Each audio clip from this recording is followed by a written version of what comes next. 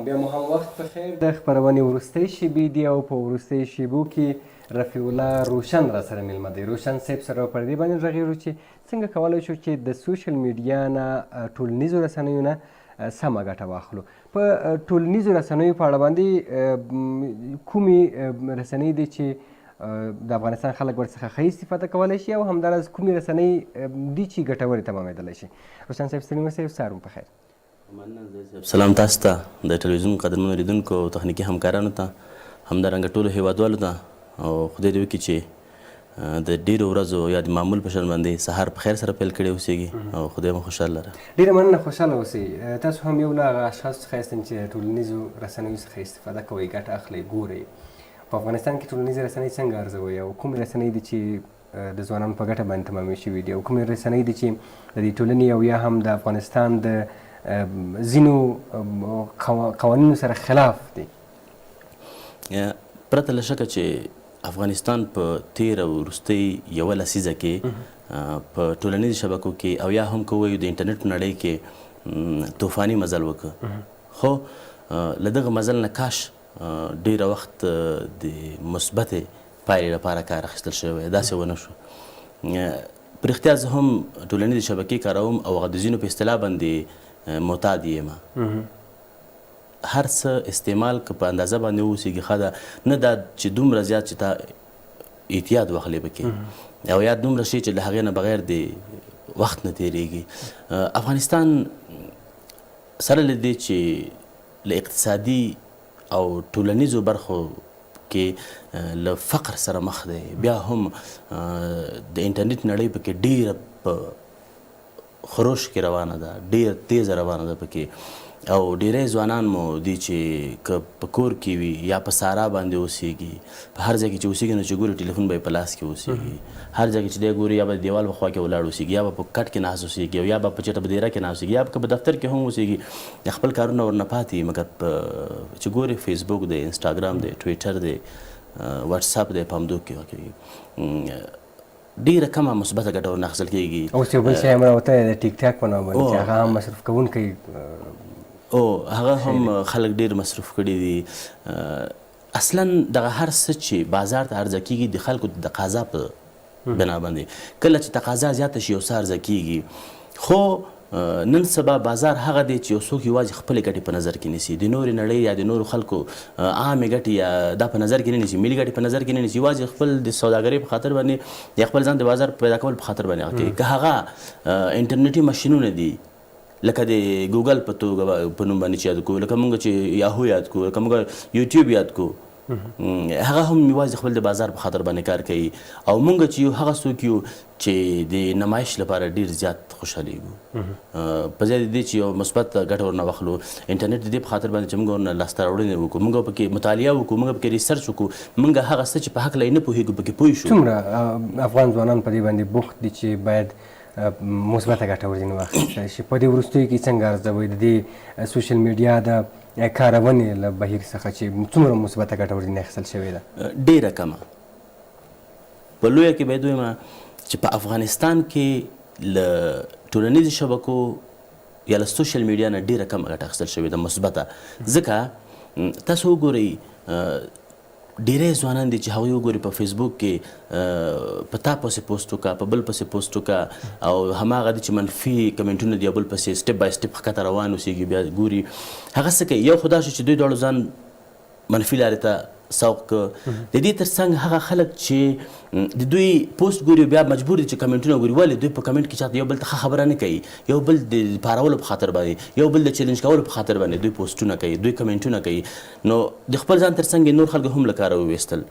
هو ډېری ځوانان شته چې هغوی په مثبته توګه برخه باندې پکې کار ورنه کار اخیستی دی، هغوی به سم کارولي دي، هغوی پکې مطالعه کړې ده، هغوی په هغه څه باندې چې ورته اړتیا لري ریسرچ کړی دی، کار یې کړی. خو په ټوله کې له ټولنیزې شبکې نه په افغانستان کې سم کار نه دی اخیستل شوی. وایي هر کله چې یو څوک په ورځ کې اووه وارې انټرنیټ خلاص کړي یا ټولنیزو شبکو ته یا هر څه چې اوسېږي ورننوځي ورته، نسبت هغو خلکو ته چې هغوی انټرنیټ نه کاروي دوی ډپریشن ډېر زیات لري، دوی په خفګان اخته کېږي. او ډېری هغه خلک چې انټرنیټ ډېر زیات استفاده کوي هغوی رواني ناروغي پیدا کوي هغوی په خفګان اخته کېږي هغوی ډېر وخت ځان یوازې احساسوي ځکه هغه ټوله ورځ انټرنیټ ته ناست دی ټوله ورځ فیسبوک ته ناست دی ټوله ورځ انسټاګرام ته ناست دی ټوله ورځ سایټونه ګوري دا چې په هغه سایټونو کې څه شی ګوري هغه په هغه پورې اړوند کېږي مګر دی له کاره ویسته دی کله چې دی له انټرنیټ نه لرې شو دی د یوازیتوب احساس کوي او یوازیتوب انسان ډېر ژر په رواني تکلیف باندې اخته کوي د انټرنیټ له کورنیو څخه چې بېلابېل کورنۍ دي کومه کورنۍ د افغانستان د افغان ځوانانو یا هم د انسان لپاره ګټوره تمامېدلی شي په اوس وخت کې په ټولو کې چې محفوظه ده یا سیکورټي سیستم یې هم ښه دی هغه واتساپ دی چې یو خو دا ده چې ستا پیج یا ستا هغه ادرس څوک پکې اکاونټ دی پکې هیک کولی نشي دا ښه ده بل دا ده چې هر څوک نشي کولی ستا ډیټا ته یا ستا معلوماتو ته لاسرسی ولري نو په اوس وخت کې د فیسبوک د ټویټر د انسټاګرام او د نورو ترڅنګ چې ځینې اپلیکیشنونه دي چې زیاتره د مسنجر په توګه باندې کار اخیستل کېږي واتساپ ډېر محفوظ دی او کار نه اخیستل خو په تاسف سره تاسو به شاهد یاست څه موده مخکې په افغانستان کې واتساپ بند شوی و ځینې مغرضې کړۍ شته دي ځینې مغرض هیوادونه شته دي چې هغه د افغانستان د پرمختګ په خاطر باندې لاره ډب کوي هغوی خنډونه جوړوي تر څو پورې افغانان ونشي کولی خپل فکر یا خپلې نظریې په محفوظه توګه باندې یو بل ته ورسوي په فیسبوک کې هر څوک کولی شي په ډېر کم وخت کې ستا ډیټا ته لاسرسی ولري هر څوک کولی شي چې ستا مسنجر ته لاسرسی ولري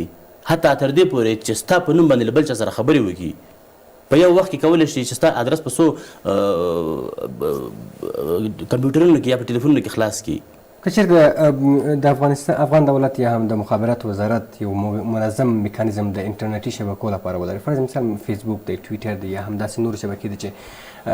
د ارتباطاتو یوه لارې زمینه یې برابره کړې ده او هر څوک کولی شي چې خپل نظریات وړاندې کړي نورو سره یې شریک کړي که چېرته دغه سیستم یو منظم میکانیزم ولري چې هر څوک د یوې آی ډي څخه کار واخلي هغه آی ډي په